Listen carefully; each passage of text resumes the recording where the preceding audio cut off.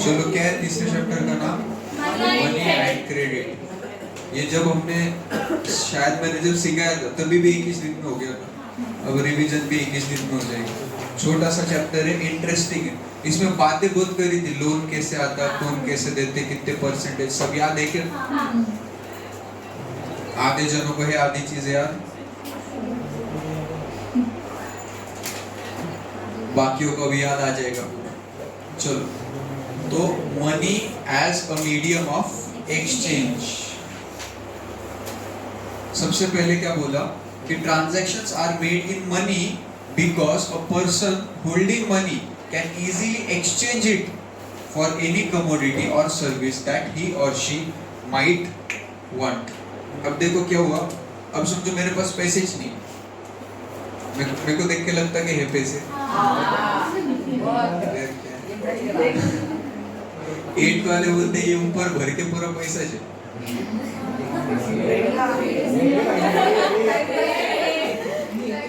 हाँ, इधर अंदर। चलो जान दो।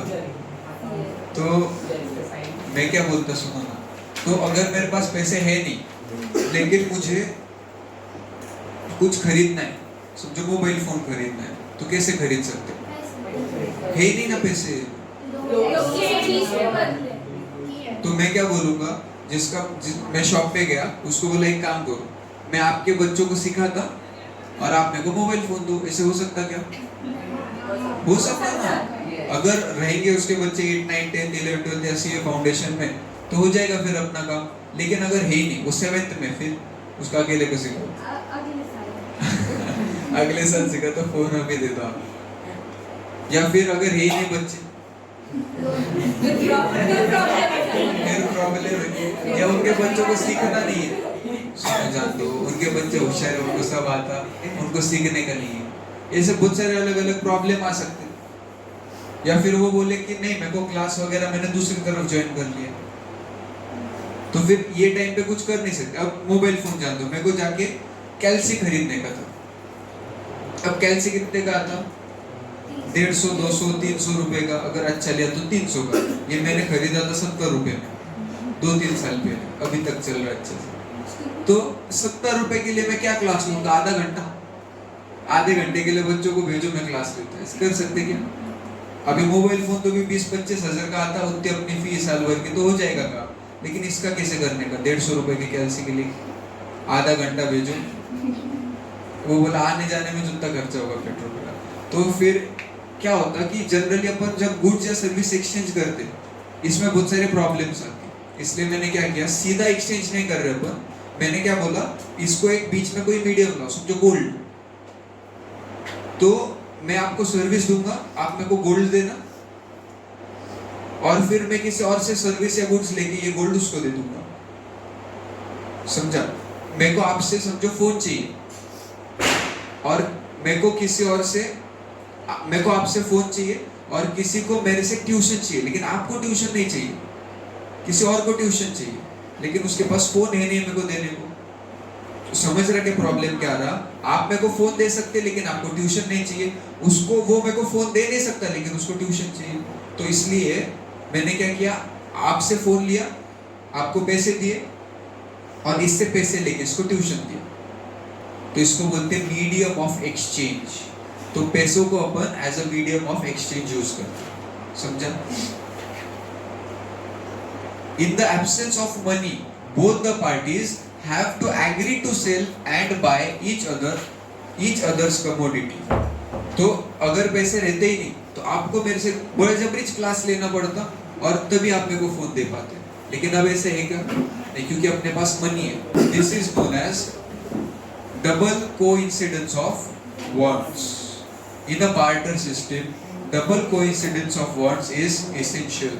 डबल कोइंसिडेंस होना जरूरी है, क्योंकि अगर डबल इंसिडेंस है ही नहीं, मेरे को जो बेचना है आपको नहीं खरीदने का, आपको जो बेचना है मेरे को नहीं खरीदने का, तो एक्सचेंज हो ही नहीं सकता। समझा? तो एक्सचेंज कब होगा बार्टर सिस्टम में? जब डबल कोइंसिडेंस ऑफ वांट्स है, और इतना कोइंसिडेंस होना रेयरली पॉसिबल है। इसलिए फिर पैसों को बीच में आना पड़ता। Since money acts as intermediate in the exchange process, it is called medium of exchange. Medium मतलब जरिया, exchange करने का जरिया. Modern forms of money. अब मैंने आपको money बोला तो क्या याद आता? नहीं मतलब क्या? कॉइन्स, पेपर, नोट याद आती 500 रुपए, 1000 रुपए, 2000 रुपए की. अब तो गई जिंदगी में है ही नहीं. तो पैसा बोलते से ही नोट्स वगैरह याद आती, लेकिन सिर्फ करेंसी मतलब पैसा रहता है. मनी में अदर फॉर्म्स भी बहुत सारे. तो क्या क्या फॉर्म्स में मनी एग्जिस्ट कर सकता या करता था वो देखते हैं. Before introduction of coins, a variety of objects was used as money. Objects को, अलग अलग ऑब्जेक्ट्स को मनी के तौर पे यूज करते थे. जैसे कि एकदम पुराने जमाने में गायों को या बकरी वगैरह जो है तुम्हारे पास, उनको पैसों के तौर पे यूज करते. 500 रुपए की नोट मतलब गाय, 150 रुपए, 200 रुपए की नोट मतलब बकरी, 100 रुपए की नोट मतलब कोमड़ी, ठोकरे मतलब अंडे. तो ऐसे कुछ रहा रहता था. सुनो जान दो, तुम मत इमेजिन करो. For example, since very early ages Indian use grains and cattle as money. Cattles और ग्रेन्स को मनी के तौर पे यूज किया जाता था इंडिया में. इसके बाद then came the use of metallic coins, gold, silver, copper coins etcetera. अब गोल्ड सिल्वर को लाने की क्या गरज पड़ी? पहले तो मस्त गाय बकरियों से काम चलता था ना. लेकिन अब गाय मर गई, मतलब पैसा मर गया मेरा. वो गेहूं मैंने खा लिया, ग्रेन से खा लिया, मतलब पैसे गए या फिर सड़ गया, वो उसकी दारू बन गई. फिर क्या कर सकते हो?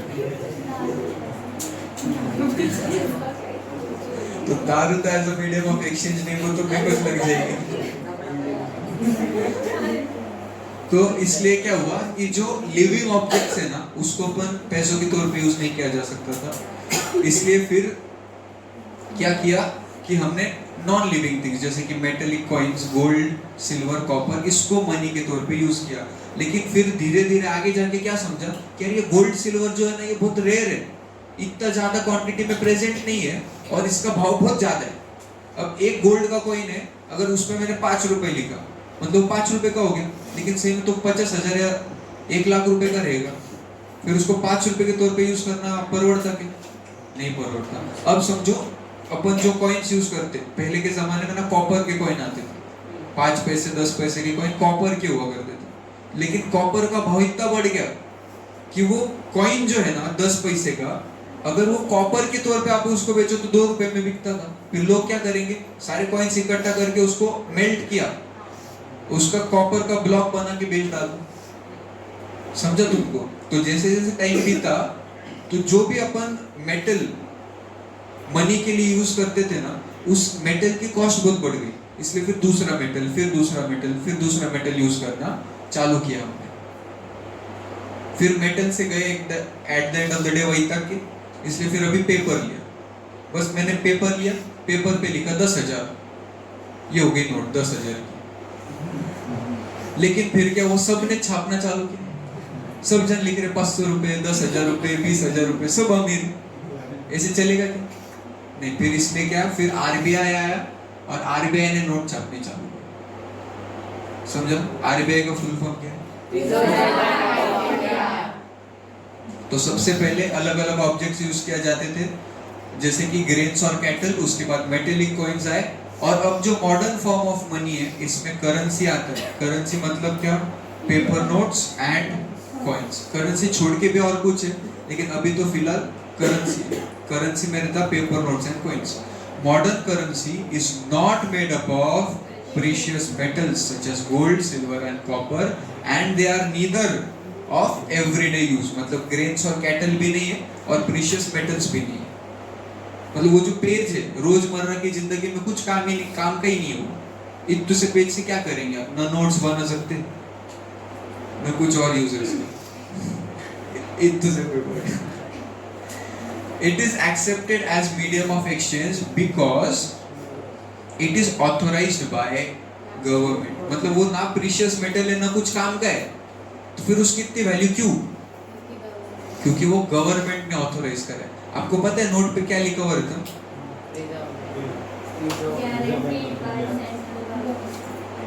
यहाँ पे ना, यहाँ पे देखो गवर्नर की साइन है और लिखा हुआ है I promise to pay the bearer the sum of 10 rupees.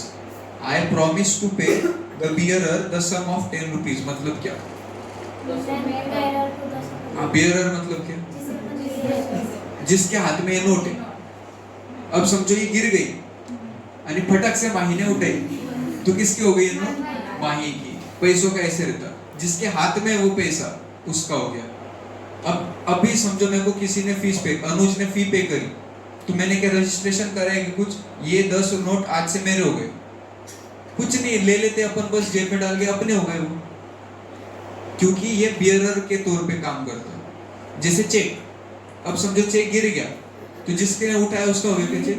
नहीं, चेक पे नाम लिखा हुआ रहता है, जिसका नाम है उसका चेक है, तो उसको बियरर नहीं बोलते। ये नोट्स वगैरह सारे बियरर रहते हैं, जिसके भी हाथ में नोट उसके मजे पे। चलो इन इंडिया, अब देखो ये गवर्नमेंट ने ऑथराइज किया है, लेकिन तुमको लगता है कि गवर्नमेंट इतना काम, मतलब उनके पास दूसरा कुछ काम है, इसलिए नोट छापते बैठेंगे क्या वो? नहीं, इसलिए फिर ये ऐसे छोटे मोटे काम आरबीआई को दे दिया। RBI issues currency notes on behalf of central government. Central government के बिहाफ पे नोट प्रिंटिंग जेरोक्स वाले का काम करता आरबीआई। समझा क्या तुमको ये? अब बाकी के फॉर्म्स ऑफ मनी क्या क्या है? क्या बैंक में तुम पैसा डिपॉजिट कर सकते हो? क्या तुम जीपे कर सकते हैं? कर सकते। तो other forms in which people hold money is as deposits with banks. समझा? बैंक में तुम डिपॉजिट कर दो ताकि तुमको हर बार खुद होके ना देना पड़े। तो तुम सामने वाले को क्या बोलेगे? एक काम कर, एसबीआई जो बैंक है उसमें मेरा अकाउंट है, बैंक वाले से जाके पैसे लेके आ, मेरे पास आने की गरज नहीं। देखो तू बैंक में जा और पैसे तेरे को जितने चाहिए वो दे देगा सामने वाला। अब वो गया बैंक में, बैंक वाले को बोला, रुति भैया ने बोला है उसके अकाउंट में से मेरे को 10,000 दो, बैंक वाला दे देगा? नहीं देगा। कुछ तो रिटर्न डॉक्यूमेंट चाहिए ना जिसके देख के का हाँ बाबा रुति भैया ने सही में बोला है, नहीं तो सब जन जाएंगे। खाली अकाउंट, एक तो पहले कुछ पैसे है ना अकाउंट में मेरे।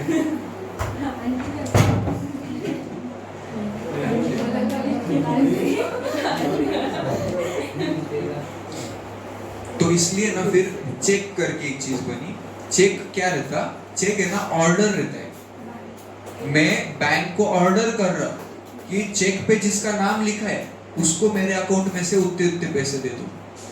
तो फिर मैंने चेक साइन की, 10,000 रुपए लिखे और आपको दे दिया। फिर अब वो चेक लेके जब आप बैंक के पास जाओगे तो बैंक के पास सबूत है कि हाँ बाबा ऋतिक भाई ने सच्ची में बोला है कि 10,000 रुपए सामने वाले को देने के, तो फिर वो दे देगा। समझा क्या? चेक, तो चेक भी करेंसी का फॉर्म हो गया, तो यहाँ पे लिखा है। तो बैंक में भी मैं करेंसी डिपॉजिट करके रख सकता। People with extra cash deposits, किसी के पास अगर बहुत पैसे हो गए तो फिर वो क्या करेगा? डिपॉजिट कर देगा बैंक के पास by opening a bank account. तो आपको अगर बैंक में अकाउंट ओपन करना है तो आपके पास एक ही ऑप्शन है वो ओपन करने का, सेविंग्स अकाउंट। आप सब क्या कौन सा अकाउंट ओपन कर सकते हैं? Savings account. जो बिजनेसमैन रहते हैं ना वो करंट अकाउंट ओपन करते हैं। कौन सा वाला? सेविंग्स एंड करंट में दो फर्क है जो आपके लिए जानना इंपॉर्टेंट है। करंट अकाउंट पे इंटरेस्ट नहीं मिलता, सेविंग्स अकाउंट पे थोड़ा बहुत इंटरेस्ट मिलता। 3%, कोई बैंक 3%, साल भर का 3%, कोई अगर बहुत ही अच्छी बैंक रहे तो 4%। इससे ज्यादा सेविंग्स अकाउंट पे नहीं मिलता। करंट अकाउंट पे तो 1 रुपए भी ब्याज नहीं मिलता। लेकिन करंट अकाउंट में ना लिमिटेशंस नहीं, आप चाहे उतने ट्रांजैक्शन कर सकते हैं एक दिन में, चाहे उतनी अमाउंट ट्रांसफर कर सकते हैं, चाहे उतनी अमाउंट तुम्हारे अकाउंट में आ सकती है। सेविंग्स अकाउंट में ऐसा नहीं होता। बैंक टू बैंक डिपेंड करता। कोई बैंक 2 ट्रांजैक्शन, कोई बैंक 5 ट्रांजैक्शन एक दिन में अलाउ करेगा, या 20,000 50,000 अलाउ करेगा, उससे ज्यादा नहीं। तो आपको सेविंग्स अकाउंट ओपन करना अच्छा लगेगा या करंट अकाउंट? नहीं, अभी तो अगर हमारे अभी अभी फिलहाल आप जिस सिचुएशन में हो, आपको थोड़ी दिन में 10-15 ट्रांजैक्शन करने के, कभी तो भी शॉपिंग को गए या कभी कुछ गए तो लगेगा, है ना। इसलिए दिन में 4-5 ट्रांजैक्शन से काम हो जाएगा। इसलिए सेविंग्स अकाउंट ओपन करोगे, क्यों? क्योंकि फिर आपको ब्याज भी मिल जाएगा। समझा क्या? तो बैंक में अपन अकाउंट्स वगैरह ओपन कर सकते हैं, लेकिन एक्चुअली क्या है, अकाउंट ओपन कराने के लिए पैन कार्ड की जरूरत रहती। आप सबके पास पैन कार्ड 99% नहीं रहेगा, क्योंकि जनरली पैन कार्ड अपन 18 प्लस हुए ना उसके बाद निकलते हैं। जान दो, सुनो, bank accept the deposit and also pay an amount as interest on the deposits। तो ये डिपॉजिट हो गए। सेविंग्स और करंट जो है ना, इसको अपन बोलते हैं डिमांड डिपॉजिट। डिमांड डिपॉजिट मतलब क्या? आप जब भी बैंक के पास जाओगे और आपके पैसे डिमांड करोगे तो आपको बैंक तुरंत दे देगा। ऐसे नहीं बोलेगा कल और परसों। आपके पैसे वो बस बैंक के पास है ना, तो आप जाओगे बैंक के पास, उसको बोलेंगे चल 10,000 रुपए दे दे, तो आपके अकाउंट में अगर उतने होगा तो वो दे देगा। इसको बोलते हैं डिमांड डिपॉजिट्स। लेकिन है ना, नॉन डिमांड दूसरा डिपॉजिट भी रहता है जिसको टर्म डिपॉजिट बोलते हैं अपन, जैसे कि एफडी। तो अगर आपने एफडी करी 2 साल की, तो 2 साल के पहले आप जाके पैसे मांग ही नहीं सकते। समझा? या इसमें भी और अलग टाइप्स रहते हैं। एफडी बस याद रखो आप, एफडी मतलब फिक्स्ड डिपॉजिट। फिक्स्ड टर्म के लिए एक फिक्स्ड अमाउंट आपने डिपॉजिट करा दी, उस पे फिर आप बीच में पैसे डिमांड नहीं कर सकते, इसलिए ब्याज ज्यादा मिलता है। कभी 6%, 7%, 8%। अगर आप कोऑपरेटिव सोसाइटी में जाओ तो 9% भी ब्याज कहीं पे मिल जाता है। ठीक है। करंट पे ब्याज मिलता है नहीं, सेविंग्स पे 2-3%, और एफडी पे 6 से 8-9% के आसपास ब्याज मिलता है।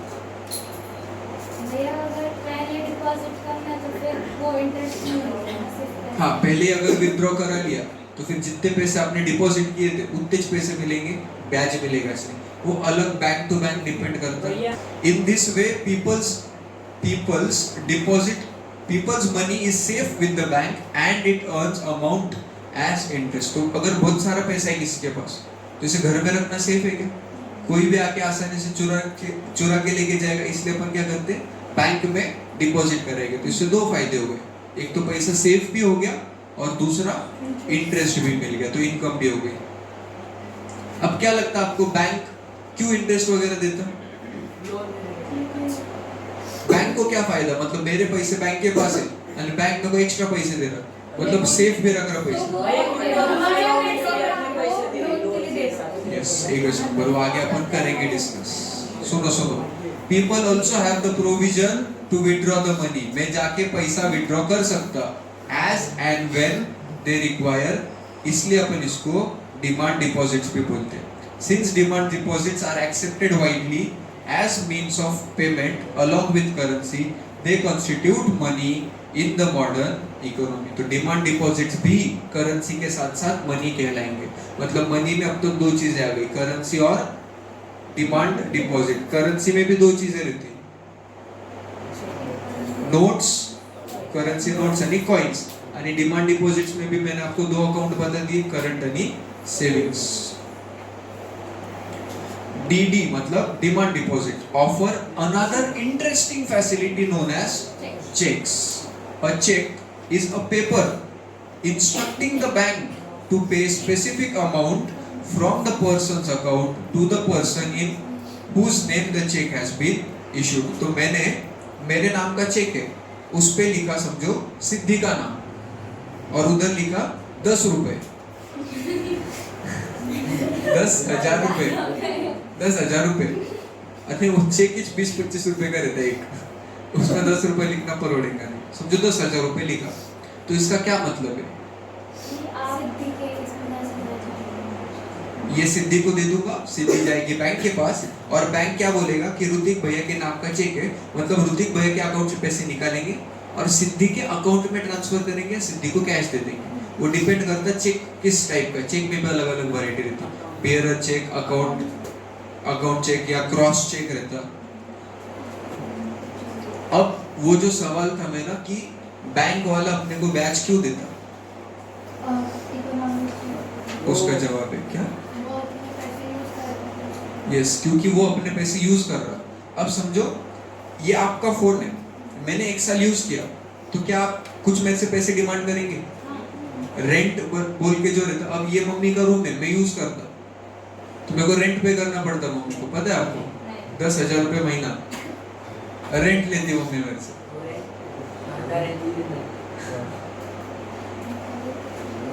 तो मैंने बैंक के पास मेरे पैसे डिपॉजिट करे, अब वो बैंक के पास उस पैसों का क्या करने का, तो बैंक उस पैसों को यूज कर रहा। तो कोई भी चीज, चाहे पैसे रहो, चाहे फोन रहो, चाहे रूम रहो, जब मैं दूसरे का यूज करूंगा तो मेरे को उसको पैसा देना पड़ेगा। तो पैसे यूज करने के लिए जो मैं रेंट पे करता उसको बोलते हैं इंटरेस्ट। चलो अब क्या हुआ देखो, मैं गया बैंक के पास और बैंक वाले को 10,000 रुपये डिपॉजिट करे बैंक वाले के पास, और बैंक वाला मेरे को लोन देने वाला, सॉरी इंटरेस्ट देने वाला। तो ये बैंक, ये मैं, और ये वो, अरे जिसको लोन चाहिए हो। तो मैंने बैंक के पास क्या किया, 10,000 रुपये डिपॉजिट करे। बैंक वाला मेरे को क्या बोला, भैया आप 1 साल बाद आना, 1 साल बाद हम आपको 200 रुपये का ब्याज देंगे। तो 10,200 रिटर्न करेंगे बैंक में। अब ये 10,000 रुपये का बैंक ने क्या किया, उसको लोन दे दिया और बोला क्या 1 साल बाद आप मेरे को रिटर्न कर देना और ब्याज के साथ रिटर्न करना 10,300 रुपये। तो बैंक वाले को क्या हुआ, 100 रुपए का प्रॉफिट। बैंक ने जो लोन दिया वो खुद के पैसे थे क्या? लोगों से पैसे लिए और वोच लोगों को दिए, बस खुद ने बीच में इंटरेस्ट कमा लिया। तो बैंक्स कीप ओनली स्मॉल, सुनो अब मैंने ना अपने एग्जांपल में क्या हुआ पता है क्या, मैंने बैंक वाले के पास 10,000 डिपॉजिट करे और वो 10 के 10,000 बैंक ने लोन दे दिया। अगर समझो कभी मेरे को बीच में पैसे की गरज पड़ी, मैं बैंक के पास गया, तो फिर मेरे को मेरे पैसे मिल सकते क्या?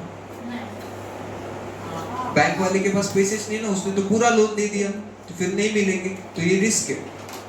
तो इसलिए फिर आरबीआई ने क्या किया कि आपके पास जितना डिपॉजिट आया ना, पूरा की पूरा लोन नहीं दे सकते, कुछ पैसा आपको खुद के पास रखना पड़ेगा, क्योंकि अगर इमरजेंसी में कोई दूसरा कस्टमर फिर से उसके पैसे डिमांड करने को आया, तो कुछ ना कुछ तो देने के लिए आपके पास चाहिए।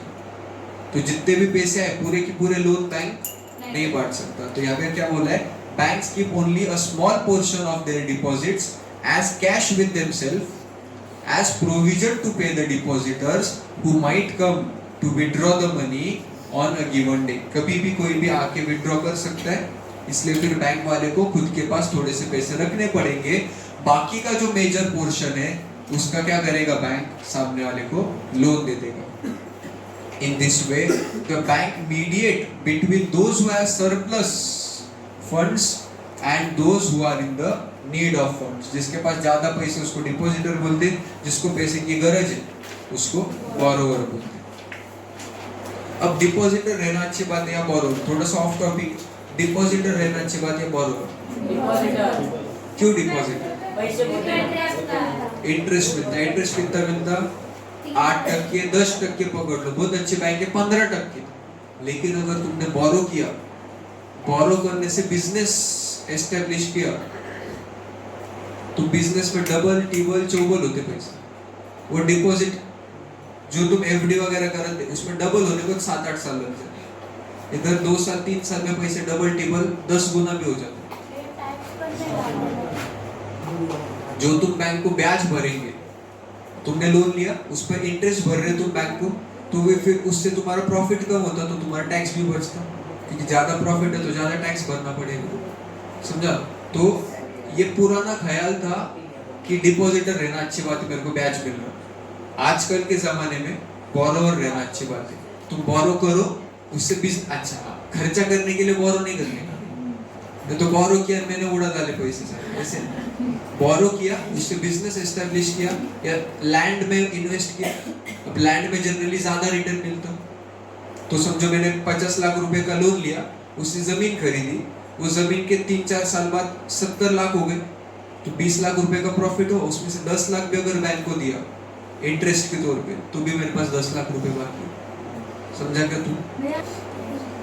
चलो, bank charges a higher rate of interest on loan than what they offer on deposits. जैसे हमने देखा इधर से 200 रुपए ले इसको 200 देगा और सामने वाले से 300 लेगा, तो लोन देने के बाद ज्यादा रेट ऑफ इंटरेस्ट चार्ज करेंगे और डिपॉजिट्स लेने के बाद कम रेट ऑफ इंटरेस्ट पे करेंगे।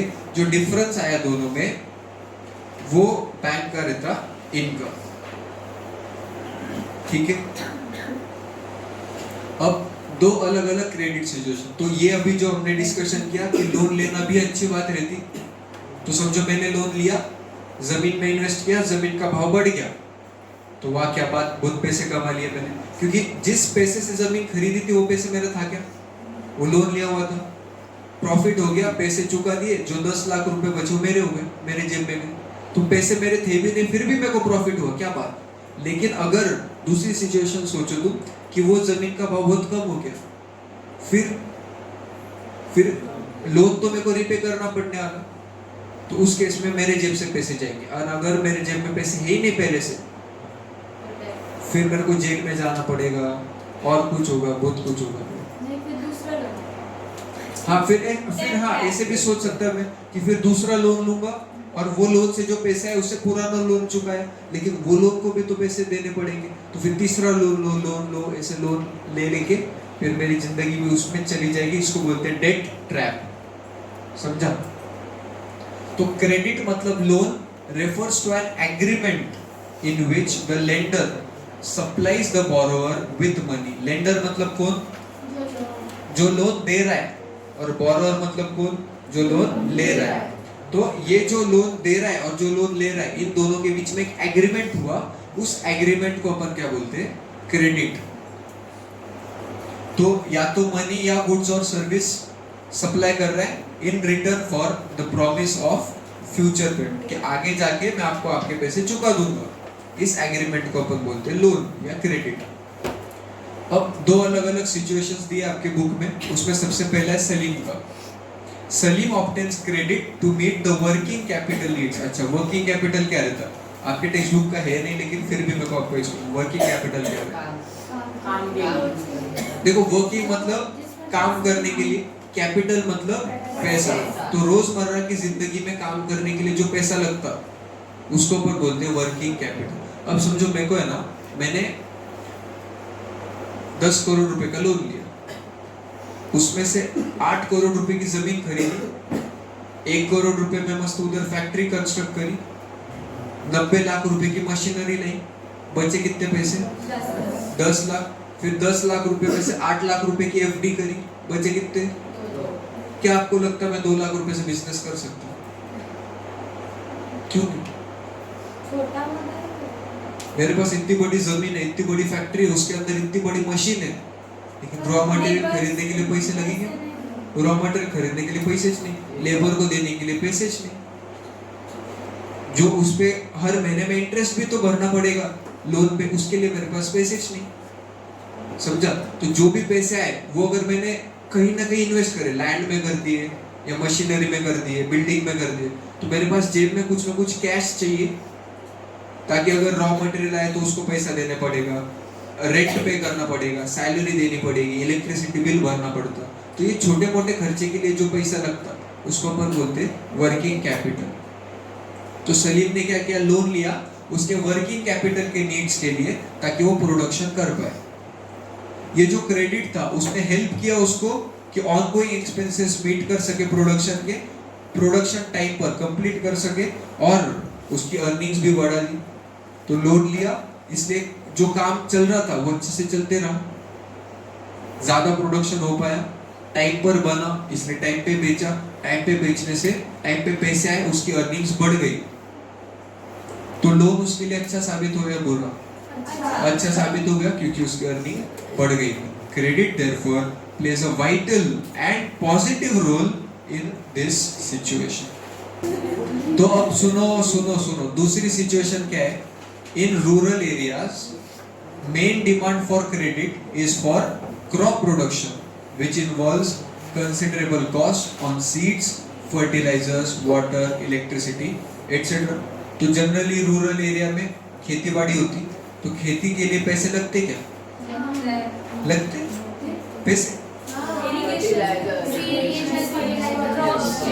और पहले तो सीड्स खरीदनी पड़ेगी, उसके लिए लगते हैं फर्टिलाइजर, वाटर, इलेक्ट्रिसिटी, हर चीज के लिए पैसे लगते हैं। आजकल फुकट में कुछ नहीं आता है ना। There is minimum stretch of 3 to 4 months between the time when farmers buy these inputs and when they sell the crop. तो अगर मेरे को फार्मिंग करनी है तो सबसे पहले मेरे को सीड्स खरीदनी पड़ेगी। तो सीड्स खरीदने के लिए मैंने पैसे इन्वेस्ट कर डाले। अब समझो मेरे को ट्रैक्टर वगैरह कुछ खरीदना था ताकि टिलिंग वगैरह अच्छे से कर पाऊँ, तो मैंने पैसे इन्वेस्ट कर डाले। लेकिन मेरे को तुरंत पैसे मिलेंगे क्या? जब तक वो क्रॉप ग्रो होके हार्वेस्ट करूंगा, स्टोर करूंगा, उसके बाद बेचूंगा, तो मिनिमम 3, 4, 5 महीने निकल जाएंगे इसके बीच में। तो मेरे को जब पैसे की रिक्वायरमेंट है और जब मेरे को पैसे मिलने वाले, इसके बीच में टाइम गैप है। समझा?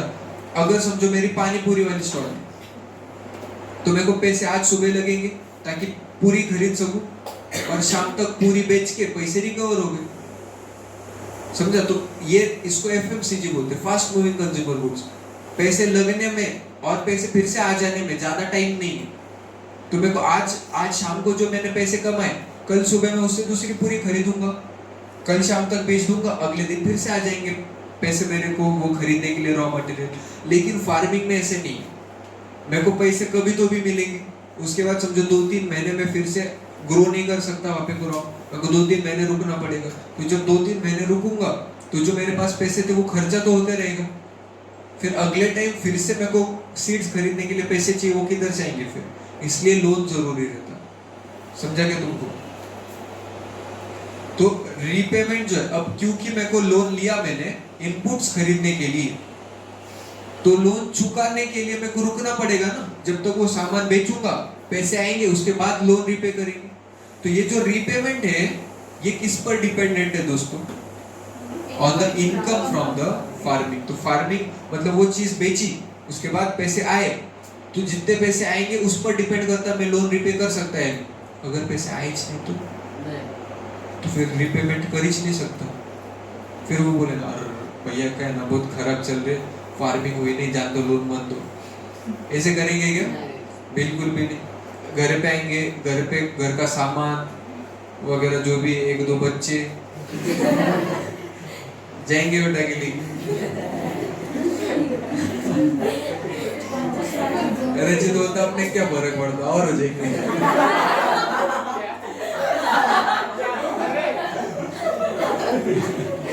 सुनो ना, तो स्वप्ना दीदी थी, सुनो स्वप्ना दीदी की बातें करते। इन स्वप्ना's केस सुनो, स्वप्ना ने लोन लिया ताकि वो सीड्स वगैरह खरीद सके। तो उसने सीड्स खरीदी, मस्त पैकी क्रॉप्स ग्रो किए, लेकिन हुआ क्या? क्रॉप हो गया fail.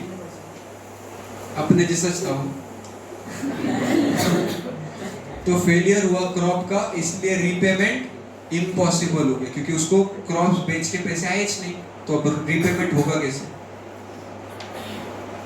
She had to sell part of the land to repay the loan. उसको उसकी जमीन बेच देनी पड़ी बेचारी। तो credit instead of helping her improve her earning left her worse off, और भी खराब हो गई उसकी हालत। अब तो जमीन भी नहीं है, अगले साल करेगी क्या बेचारी, है ना? This is an example of debt trap. Credit in this case pushes the borrower into situation. ऐसी सिचुएशन में जा चुकी वो बेचारी कि उसका रिकवर होना बहुत ज्यादा पेनफुल। लेंडर्स में demand collateral against loans. Collateral मतलब क्या? Collateral is an asset that the borrower owns, such as land, building, vehicle, deposits with bank, etc., and uses this as a guarantee to lender until the loan is repaid. तो मैं गया bank में, मैंने bank वाले को बोला मेरे को लोन चाहिए, तो वो बोलेगा ये ले पैसे जा।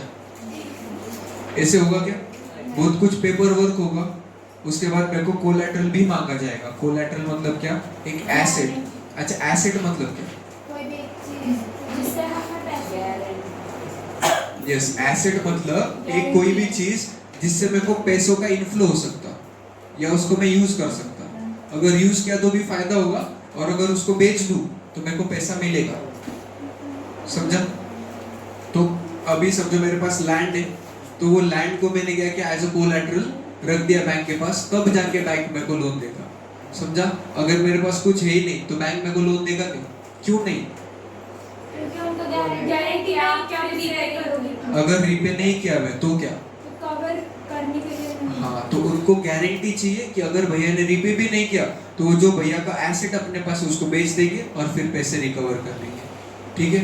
if he fails to repay the loan, lender has the right to sell the asset collateraled to obtain the payment. सकाळी तरी नोट्स देतो मी 100%.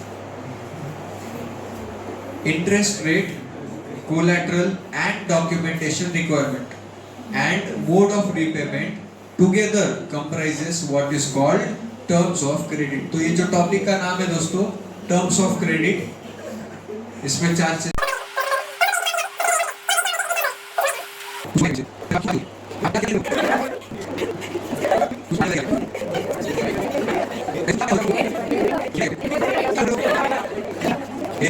Interest rate, collateral and documentation, मतलब जो पेपर वर्क वगैरह करेंगे, एंड मोड ऑफ रीपेमेंट, मतलब आप repay कैसे करोगे, हर 2-2 महीने में थोड़े थोड़े पैसे, या 1 साल बाद थोड़े, 1 साल बाद थोड़े, या पूरा की पूरा 5 साल बाद दे देंगे, वो डिपेंड करता।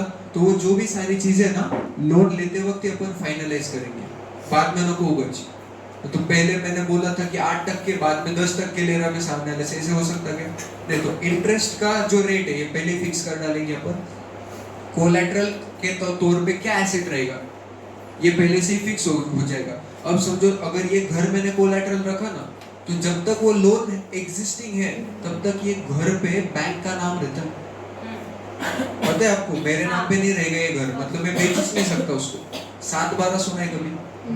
7/12 से समझता कि कौन सी जमीन किसकी है, तो उस पर वो 7/12 पर बैंक का नाम आ जाता, मतलब मैं वो जमीन बेच ही नहीं सकता जब तक लोन रिपे ना करूं। तो इतना डेंजर होता।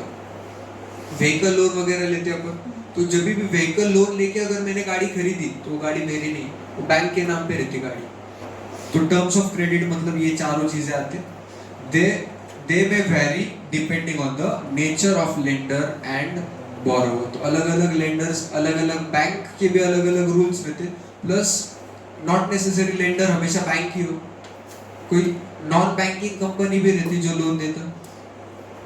नॉन बैंकिंग कंपनी पर NBFCs बोलते हैं, जैसे बजाज फाइनेंस। बजाज फाइनेंस के नाम में बैंक लिखा है कहीं पे, तो बजाज फाइनेंस तो बैंक नहीं है लेकिन वो भी लोन देता। जैसे तुम मेरे को 2-4 बैंक के नाम बताओ। SBI का फुल फॉर्म क्या है? State bank of India. ICICI bank, HDFC bank. तो जो भी बैंक रहता है उसके नाम में बैंक लगाना कंपलसरी है, लेकिन बैंक छोड़ के बाकी की भी बहुत ऑर्गेनाइजेशंस रहते हैं जो लोन देते, या कोई इंडिविजुअल भी रहता है जो मेरे पास बहुत पैसे हो गए मैं तुमको लोन दे सकता क्या? दे सकता। तो लेंडर कोई भी हो सकता है, नॉट नेसेसरी हमेशा बैंक रहे, और बोरोवर भी कोई भी हो सकता है, नॉट नेसेसरी हमेशा इंडिविजुअल रहे। एक कंट्री भी दूसरे कंट्री से लोन लेती, कभी कभी सेंट्रल गवर्नमेंट भी लोन लेता, स्टेट गवर्नमेंट भी लोन लेता। तो लेंडर कौन है और बोरोवर कौन है इस पर डिपेंड करता कि terms of contract, terms of credit क्या रहेंगे। Loans from cooperatives. कोऑपरेटिव्स क्या रहता दोस्तों?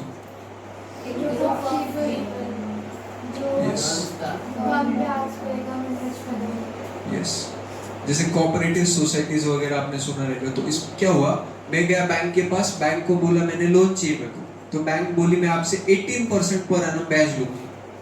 मेरे को टेंशन आ गया। फिर मैं दूसरे बैंक के पास गया, उसको बोला मेरे को पैसे डिपॉजिट कराने के, वो बोला 6% ब्याज दूंगा। मतलब अगर लोन लेने का है तो 18% ब्याज भरो, पैसे डिपॉजिट करने के तो 6% मिलेंगे।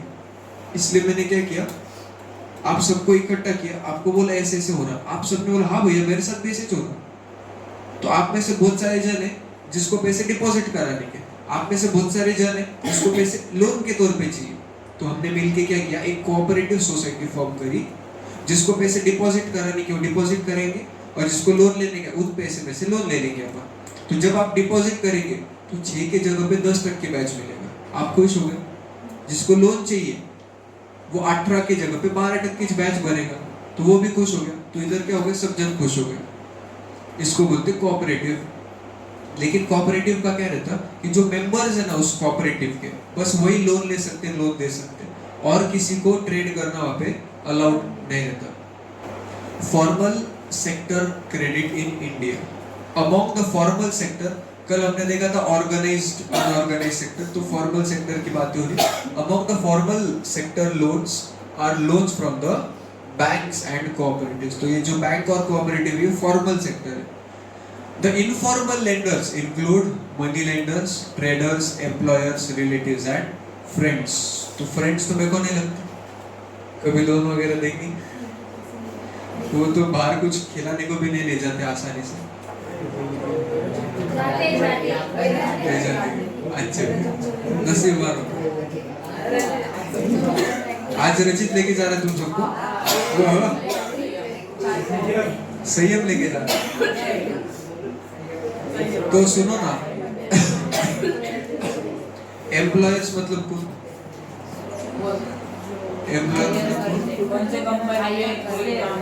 जो काम देता है। तो अब आप जिसके पास एम्प्लॉयमेंट में हो, जिसके यहाँ पे काम कर रहे हो, वो भी आपको लोन वगैरह दे सकता है। तो ये सारे लेकिन इनफॉर्मल हो गए। RBI supervises the functioning of formal sources of loan. RBI बस फॉर्मल जो सेक्टर्स रहते हैं, फॉर्मल सोर्सेस ऑफ लोन है, उनको ही बस सुपरवाइज करेगा। आरबीआई ये देखेगा कि बैंक जो है ना वो लोन दे रहे, बस उनको नहीं जिसको प्रॉफिट होता, जैसे कि बिजनेसेस और ट्रेडर्स, लेकिन small cultivators, small scale industries वगैरह जो है, उन तक भी बरोबर से पैसा पहुंच रहा है या नहीं, ये भी आरबीआई बरोबर से देखेगा। ठीक है। Periodically banks have to submit information to RBI on how much they lent to whom at what interest rate। तो किसको पैसा दिया, कितना दिया, क्या बैच पे दिया, ये रिपोर्ट सबमिट करने पड़ेंगे। अब रिपोर्ट तो बनाने कौन वाला? नहीं, बैंक बनाएगा, बैंक दे देगा। अब अगर समझो बैंक ने कुछ गलत काम किया, तो क्या आपको लगता बैंक वाला लिखेगा? नहीं। तो आरबीआई के पास गलत भी जा सकता फिर। तो इसलिए आरबीआई ने सीए को बोल के रखा है कि जो भी डॉक्यूमेंट आएगा ना मेरे पास, पहले आप चेक कर लेना, आपकी साइन करना वहाँ पे, फिर मेरे को दे देना। समझा? ये ऑथेंटिसिटी के लिए होता है। फिर सीए को पकड़ेंगे, फिर बैंक वाले को तो पकड़ेंगे, साथ में सीए को भी पकड़ेंगे। तुम ऐसे क्यों पूछते? लेकिन तुमको मतलब मेरे को पकड़वाना है, मैं वैसे सीए का काम करता नहीं। There is no organ which supervises credit activities of lenders in informal sector। तो जो फॉर्मल सेक्टर है उन पे ध्यान कौन देता? आरबीआई। लेकिन इनफॉर्मल सेक्टर पे ध्यान देने वाला कोई है ही नहीं। और अगर ध्यान देने वाला कोई है ही नहीं, तो बरोबर से काम करेंगे क्या? मनमानी करेंगे। जैसे अगर मम्मी पापा घर पे है ही नहीं, तो पढ़ेंगे क्या पर? नहीं। फिर गेम खेलेंगे, टीवी देखेंगे, टाइम पास करेंगे। जब तक कोई 4 बार बोलते नहीं पढ़ो पढ़ो पढ़ो पढ़ो, तब तक पढ़ेंगे। और 4 बार बोले मेरे को पढ़ो बोला, अब तो विशेष नहीं आता।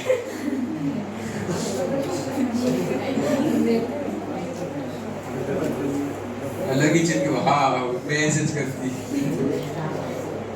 They can lend at whatever। सुनो ना, सुनो, जो इनफॉर्मल सेक्टर है ना, उस पे कोई ध्यान देने वाले है ही नहीं, इसलिए they can lend at whatever interest rate they choose। 20% पर आपको पता है कभी कभार है ना, मंथली रेट 6%, 7% लेते हो मंथली। बैंक तो साल भर का 18%, 20% लेते हैं, ये मंथली 5%, 6% लेते हैं। तो सोचो क्या खतरनाक, मतलब साल भर में 60%। तो तुमने अगर 1 लाख रुपए का लोन लिया तो 1 साल का बैच 60-70 हजार रुपए होंगे। There is no one to stop using unfair means to get their money back। तो अगर आपने चुकाए नहीं, तो फिर वो unfair means किसी को भेजेंगे, आपको बीच में पकड़ेंगे, धुलाई होगी, क्योंकि उनको रोकने टोकने वाला कोई है ही नहीं। Higher cost of borrowing means large part of the earnings of the borrower is used to repay the loan। अब समझो मैंने 1 लाख रुपए का लोन लिया, 2 लाख रुपए का प्रॉफिट हुआ, तो मैक्सिमम पैसे कहाँ पे चले गए? 1 लाख रुपए का तो लोन चुकाने गए, ऊपर से 50-60 हज़ार रुपए अगर मैंने ब्याज भरा तो मेरे को खर्चा करने के लिए कितना पैसा बचा? 20-30 हज़ार बस। 20-30 हज़ार में आजकल होता ही क्या है? एक बच्चे की ट्यूशन फी रहती साल भर की। अब करो।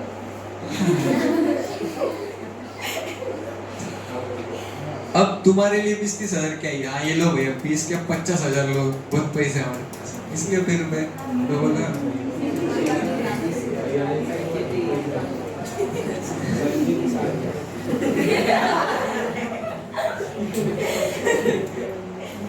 Hence, borrower have less income.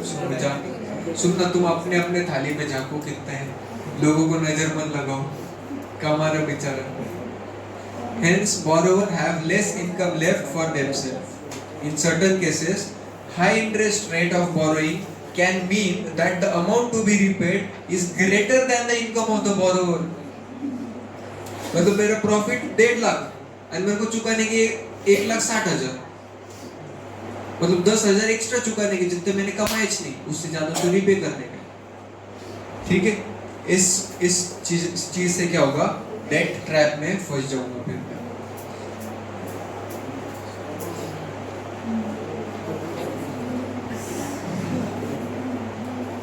तो अब क्या बोले? Cheap and affordable credit is crucial for the country's development. Country की डेवलपमेंट अगर होनी है, ध्यान दो, क्या कर रहे तुम? आधे जने से आधे ऐसे नो पिछला ऐसे बैठे।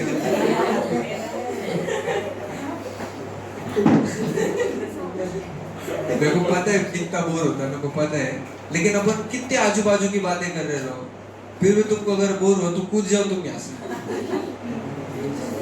Cheap and affordable credits. सुनो, तुम मत बोलो, मेरे को बोलने दो, तुम सुनने का काम करो, बस इतने पैसे दे रहे तुम बस सुनो। Cheap and affordable credits is crucial. Crucial मतलब इम्पोर्टेंट। किसके लिए इम्पोर्टेंट है? कंट्री के डेवलपमेंट के लिए। 85% of the loans taken by poor households in the urban areas are from informal sources. अभी हमने पिछले स्लाइड में देखा कि इनफॉर्मल सोर्स से लोन लेना बहुत हानिकारक रहता है, क्योंकि ब्याज भी ज्यादा लगाएंगे और गलत सलत तरीके से रिपेमेंट कराएंगे अपने से, है ना? तो इनफॉर्मल सेक्टर से लोन लेना अच्छी बात नहीं है, लेकिन फिर भी 85% लोन जो है गरीब लोग इनफॉर्मल सोर्सेस से ले रहे हैं। बस 10% अमीर लोग जो है वो only 10% of the rich households loan are from informal. तो जो गरीब अमीर है वो बस 10% इनफॉर्मल से लेते हैं, लेकिन जो गरीब है वो 85% लोन इनफॉर्मल से लेते हैं। मतलब कितना उल्टा है, जो अमीर लोग हैं उनके पास रिपे करने के लिए पैसे है तो उसने इनफॉर्मल से लेना चाहिए, लेकिन वो नहीं लेता, और जो गरीब है उसके पास रिपे करने के लिए पैसे नहीं है तो उसने फॉर्मल से लेना चाहिए, लेकिन वो इनफॉर्मल से ले रहा। कितनी उल्टी चल रही जिंदगी, डॉक्यूमेंटेशन की वजह से ये करना पड़ रहा है। While 90% are from formal sources, a similar pattern is also found in rural areas. The formal sector still meets only about half of the total credit needs of the rural people. The remaining credit जो है वो informal sector से आ रहा है। ये अच्छी बात या बुरी बात? बुरी बात। इसलिए क्या बोले? It is necessary that banks and cooperatives increase their lending, particularly in rural areas, so that the dependency on informal sources of credit reduces. तो पहला तो क्या इम्पोर्टेंट है कि जो बैंक है ना, ये रूरल एरिया में ज्यादा लोन दे। तो बैंक ने लोन देने से दो चीजें होगी, पहला तो ये कि कम रेट पे ब्याज मिल जाएगा, और दूसरा अगर रिपे नहीं भी हो पा रहे तो भी ये मारामारी वगैरह जो होती है या गलत तरीके से लोन का रीपेमेंट कराते हैं, ये नहीं होगा। Secondly, while formal sector loans need to expand, it is necessary that everyone receives these loans. तो जनरली क्या होता, बैंक का एक फिक्स अमाउंट रहता कि मेरे को साल भर में 10,000 करोड़ रुपए लोन के तौर पे बांटने के। तो अगर बैंक वालों ने शुरुआत में जो बिजनेसमैन और ट्रेडर है, अमीर लोग, उनको ही सारे लोन बांट दिए, तो अब भले ही गरीब लोग डॉक्यूमेंटेशन कर सकते लेकिन बैंक के पास पैसे नहीं है उनको देने को, ये भी तो गलत बात हुई। तो पहला क्या बोला उन्होंने कि आपको ज्यादा लोन देना है, और बाद में बोला कि ज्यादा लोन बस अमीर लोगों को मत दो, जिनको सही में उस लोन की गरज है उन तक भी वो लोन पहुंचना चाहिए। तो self help groups for the poor. In recent years, people have tried out some newer ways of providing loans to the poor. The idea is to organize rural poor, in particular women, into small self-help groups and pool their savings. तो इन्होंने अलग अलग तरीके निकाले कि अपन कैसे गरीब लोगों की हेल्प कर सकते हैं, पर्टिकुलरली विमेन की कैसे हेल्प कर सकते हैं। तो इन्होंने क्या किया, जो भी विमेन है रूरल एरियाज में उनको साथ में लाने का ट्राई किया, और उससे क्या करेंगे, जो भी थोड़े बहुत पैसे बचाए उन्होंने उसको अपन पूल करेंगे, मतलब एक साथ लेके आएंगे। A typical self-help group has 15 to 20 members, usually belonging to one neighborhood, who meet and save regularly. 15-20 जन को जनरली मिलना भी आसान रहेगा, मीटिंग्स वगैरह कंडक्ट करना आसान होता है, और एक ही मतलब कॉलोनी वगैरह या एक ही विलेज के रहेंगे वो, तो जब भी चाहे तब मीट वगैरह कर सकते हैं, किसको लोन चाहिए किसको क्या चाहिए, तो वो बातें भी हो सकती है आपस में, और जनरली विमेन की बातें तो होती रहती।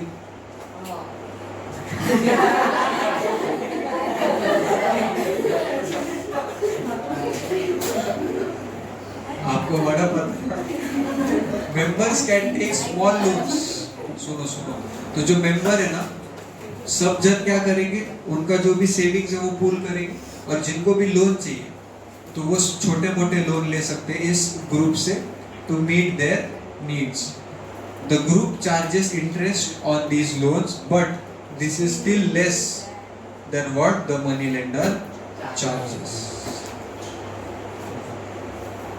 ये लास्ट स्लाइड है शायद। ओहो बाबू 5 मिनट 10 मिनट ऊपर हो गए, 7-10, सॉरी आज बहुत परेशान किए तुम। आफ्टर अ ईयर और 2, if the group is regular in savings, सुनो इतना देर तुमने मेरे को सहन किया, हाँ मतलब सोपी बात नहीं है, लेकिन और 10 मिनट बस, 10 नहीं 2।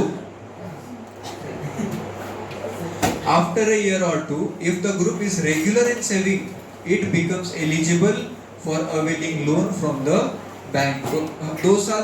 1-2 साल मतलब रेगुलरली सेव करते गया तो एक अच्छी खासी अमाउंट सेव हो जाएगी, उससे फिर मैं अच्छा खासा बड़ा एसेट खरीद सकता, और वो एसेट को कोलैटरल लेके अपन बैंक से लोन ले सकते हैं। एक बार बैंक से लोन आ गया अच्छा खासा बड़ा, फिर क्या ही बात, फिर मजे करेंगे। हाँ पैसे भी कोलैटरल, फिर लेकिन पैसे को कोलैटरल रख के पैसे ले लेंगे, मतलब क्या ही। फिर loan is sanctioned in the name of the group. अरे रुको, बहुत ऐसे तो भी फिर मतलब मैं सीखा रहा, तो पैकिंग करके भैया उठ गया।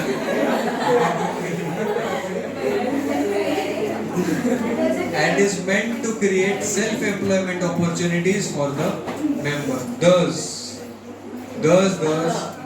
self-help groups help borrowers to overcome the problem of lack of collateral. तो self-help group में क्या है? जिसके पास थोड़ी बहुत सेविंग्स है वो अपन इकट्ठा करेंगे, उस सारा भैया भी छोड़ो,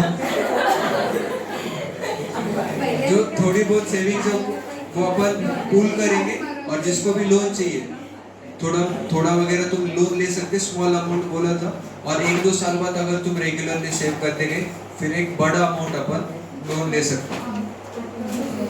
तो फिर अगर आपके पास कोलैटरल वगैरह है नहीं तो फर्क नहीं पड़ता। They can get timely loans for a variety of purposes and at reasonable interest rate. Moreover, self-help groups are the building block of organization of the rural vertical.